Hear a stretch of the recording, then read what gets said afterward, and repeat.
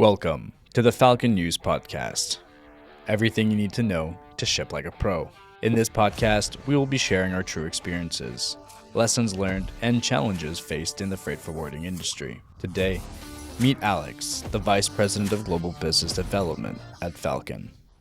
Welcome to Falcon Freight Forwarding News Podcast.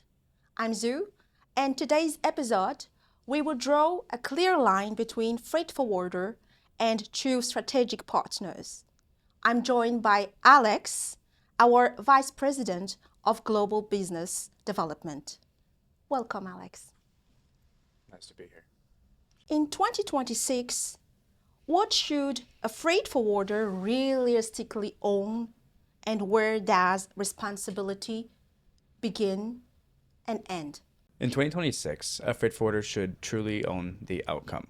Yeah, that means even if something goes wrong, it's not just about the handoff, but about taking the freight through to the end, from start to finish. Yeah, there are a few things that we do control, and there are a few things that we don't control. To be more specific, the things that we can't control, for example, are wars, policy, trade wars, and severe weather patterns. These are things that come and affect our day to day. And it's truly, how we navigate these complexities that define who a true freight partner is in 2026. Why do so many shippers still feel unsupported, even working with a large and well-known service provider? So shippers often feel unsupported because size alone does not equal freight care. Okay, It doesn't mean that you're going to be listened to and that your needs are going to be met. In fact, it often means the opposite. Yeah, large companies focus on scaling systems to meet large volumes and demands, right? But they don't actually focus on ownership and owning the final result.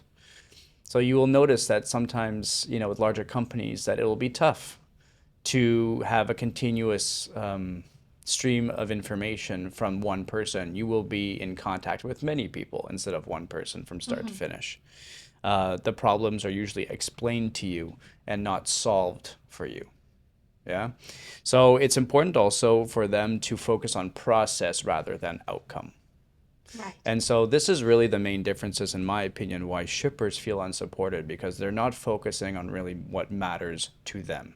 What are the hidden operational and financial costs of treating logistics as transactional service? When a freight forwarder doesn't step up, that's when costs start to creep in. All right. So, and these usually come in the forms of delays and inefficiencies in the architecture of the transport solution.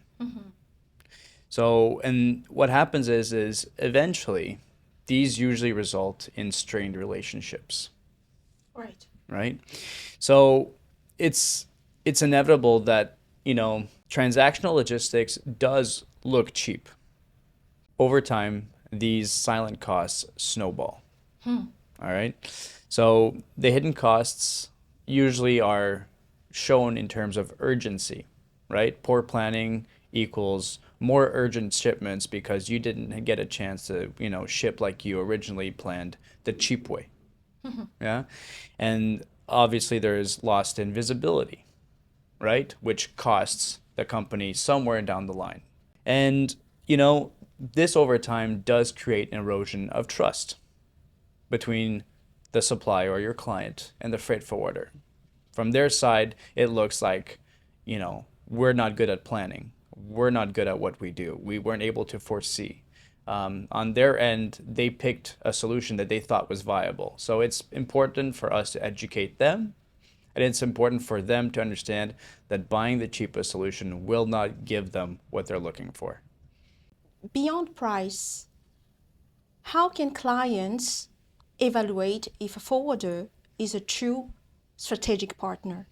So a manufacturer or a client can evaluate what a true strategic partner looks like when times get rough. Yeah.